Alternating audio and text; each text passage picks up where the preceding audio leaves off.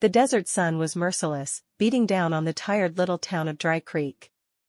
The wooden storefronts leaned like old men hunched against the wind, their paint faded, their windows coated in dust. The streets were nearly empty, folks preferred to keep their heads down and their business quiet these days. And the reason for that wore a silver star. Sheriff Thomas Blackwood. He wasn't the kind of sheriff who kept law and order. He was the kind who sold it.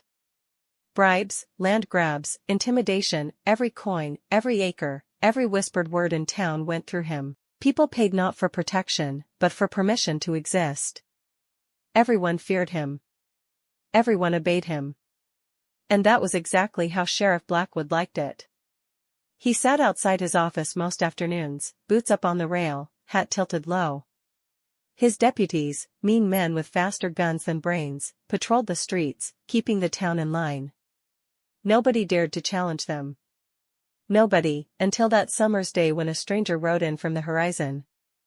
The rider came slow, dust trailing behind his horse, his coat faded but his posture steady. He moved with the weary grace of a man who'd seen too much but still carried himself like he wasn't done fighting.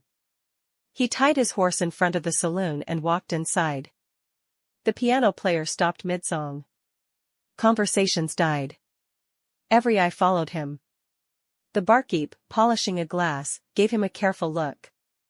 "What'll it be, stranger?" "Whiskey," the man said, voice calm but sharp. "Neat." He didn't say much else. Just sipped his drink, watching, listening. Folks whispered in the corners, wondering who he was, why he'd come. Some said ex-soldier. Others said bounty hunter, but none of them knew the truth. Jack Avery was a drifter, a man who carried justice like a burden on his back, and trouble always seemed to find him. And trouble came quick. Not long after Jack arrived, the town saw another show of Blackwood's cruelty. An old rancher named Holloway hobbled down the street, waving a paper in his shaking hands. His face was red, his voice desperate. "Sheriff. You can't do this. My family's been on that land since before you was born." Blackwood stood tall, reading the forged deed like it was gospel. "According to this, Holloway, the land's mine now. Ain't my fault if you didn't pay your dues." The old man dropped to his knees in the dirt. "Please, Sheriff. My wife, my grandkids, they'll starve." The sheriff smirked. "Not my concern." The townsfolk froze. Nobody moved. Nobody spoke. Everyone knew better. But Jack Avery set down his whiskey glass and stepped into the street. "That's not law," he said, loud enough for all to hear. "That's theft." The whole town gasped. No one had ever spoken against the sheriff in public. Blackwood turned, eyes narrowing. "You got a death wish, stranger?" Jack's gaze never wavered. "No. Just a sense of justice." That night in the saloon, whispers spread like wildfire. Who was the stranger bold enough to face the sheriff? Could he be the one to end Blackwood's reign?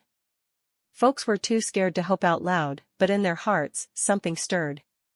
Jack asked questions. Listened to stories. Everywhere he turned, the same tale: stolen cattle, burned farms, men falsely jailed, families ruined. Dry Creek wasn't living, it was surviving. And all under Blackwood's boots. For the first time in years, people dared to imagine a different future. Jack wasn't just a drifter, he was a man who paid attention. Over the next days, he quietly dug into the sheriff's dealings. He visited the stables, spoke to merchants, even found a young deputy willing to talk after a few drinks. What he uncovered was worse than rumor. Blackwood had been skimming gold shipments from the mines, pocketing land deeds, and covering up murders. He wasn't just crooked, he was a plague. And Jack knew something: a man like Blackwood wouldn't fall by a bullet alone. He needed to be exposed. It all came to a head one Saturday morning. Blackwood, in his arrogance, decided to make an example of another rancher, this time a widow named Mrs. Calder. He ordered his deputies to drag her out into the street, her children crying as she pleaded. He held up another forged deed, laughing as he declared her property his. The crowd gathered. Their fear turned to anger, but nobody moved. Nobody, until Jack Avery stepped forward again. "That's enough, Sheriff," he said, voice steady. "Your time's up." The sheriff laughed. "You again? You just don't know when to quit, do you?" But Jack wasn't alone this time. One by one, townsfolk began to speak. A merchant shouted about bribes.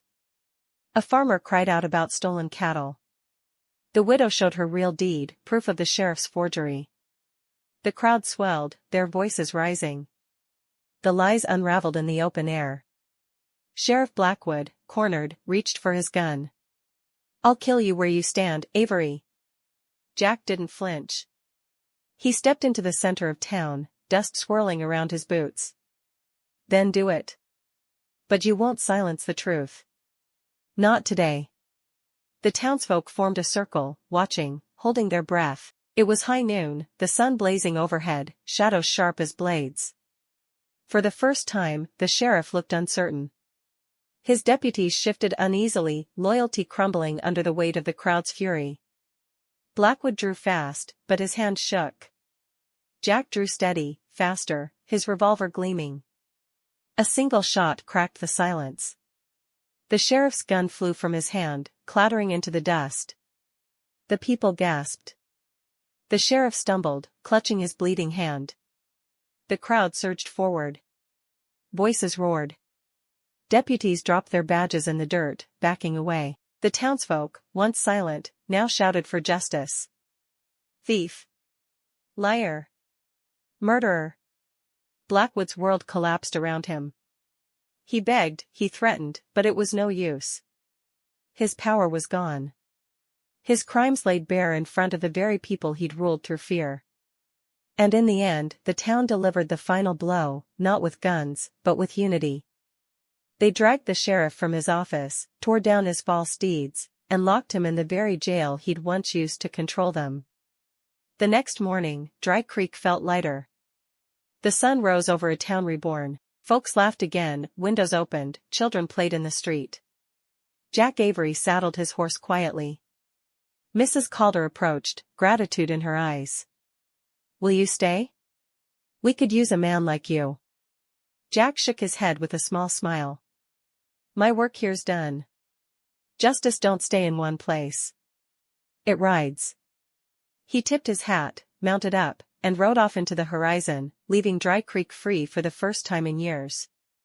The townsfolk watched until he was just a speck on the horizon. A legend had passed through.